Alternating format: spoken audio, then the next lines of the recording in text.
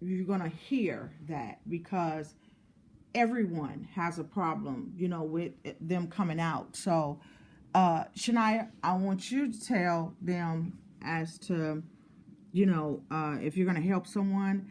Today is the reason why we're having a show. How hard was it for you when uh, you had a little difficulty too, right? Yeah. I mean, I come from a strong home, a firm believer of God. So, God says man and woman. Nowhere in there does it say man and man, woman and woman. So, you go through your rough roads. You go, well, I don't believe in this and I don't believe in that. But you have to honestly believe in yourself. Be confident in yourself and come at one with yourself and be like, well, this is who I am. Right. I get that. And you have, and I'm so proud of you, but let's talk about beforehand. Okay, so you heard Candace, beforehand. You're at you're grown enough for me to ask you. I mean, had you been with any men before, prior to?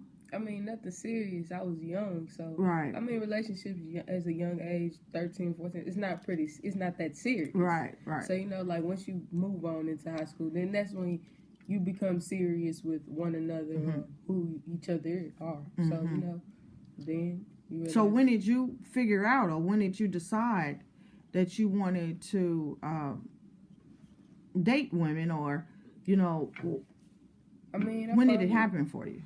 High school, my freshman year. I mean, So was that early, freshman year? It was that early. Yeah. It was that early. It was that simple because my outer appearance had always been male. It had always been tomboyish, male clothes, mm-hmm. male appearance, mm-hmm. the hair, the braids. That's all, So mm-hmm. that's all I knew.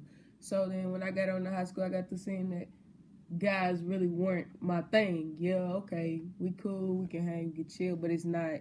Right. That kind of love, that kind of affection that I feel. Right. So you feel me? Once you become at one and realize, okay, well, this is who I am. It's easier for you to just be like, well, you have to surround yourself with people who won't change on you. So mainly, I surrounded myself with family, and my family I already knew because once your outer appearance is different, then they become the cope and understand, well, this is what it is. Right. And so when you say the people that surround you, when we was talking and Nike said a fad. Everybody, not everybody, right? They want to try it, but I mean, what is that about? I mean, I'm having a problem with that whole fad thing because, we have true gay people, don't nobody got time to be playing. You know what I'm saying? You want to dip over here and then dip over here and then dip, you know what I'm saying? Yeah. So, I mean, what do you do? I mean, how do you tell these young girls that, if they real or if they not? The understanding is you have to understand when you choose this lifestyle, it's no longer just about you. The gay community, it is actually a community. Right. So the goal is, even being gay, the goal is to not be a statistic. We're already a statistic as Black American women. Right. You feel me? So the goal is to not be a statistic and be who you are, but you have to realize that you have people that really are gay surrounding you. Right. So they know what this lifestyle is, and they know what it looks like to walk and talk and be a gay Black woman. Right. So we know the walk, we know the talk. We know exactly how it looks. So you have to understand other people's emotions are in this. Right. Because they might seriously have some feelings for you, but you really just not into what you really think this is. Right. But that's playing, though. Who got time to be playing games? So what you do to them, the ones, you make them fall to the wayside, kick rocks, what? I mean, I wouldn't be involved with nobody unless you really know who they are. Absolutely. As simple as it gets. So what if they're just going through something, just going through the motions? Just a phase? Just a phase. How do you approach that? Do you engage? I mean, you engage in the situation, but you have to engage as a friend. Mm-hmm. You don't necessarily have to be someone's partner, though. Mm-hmm. You feel me? What if they want to engage as a partner? You have to let them understand this is really my lifestyle. Mm-hmm. This is really who I am. I'm not playing. I'm not playing. Right. So the fact is that this is serious to me. Mm-hmm. It has to be serious to you for you as well. Right. So if it's not serious to you as well, then you draw the line and look, we can be friends, we can be cool, but this is not for me. It's as simple as it gets. I have a question. In terms of when you're talking about, you walk the walk and you talk the walk, talk the talk, I guess that's where my questions come in, because I guess even with me just being a regular black woman, Mm-hmm. I don't have to walk a certain way or talk a certain way. I can just be. Right. Right. So I guess that's why I'm a little confused with the, we know we walk the walk and talk the talk. This is how you are and who you are.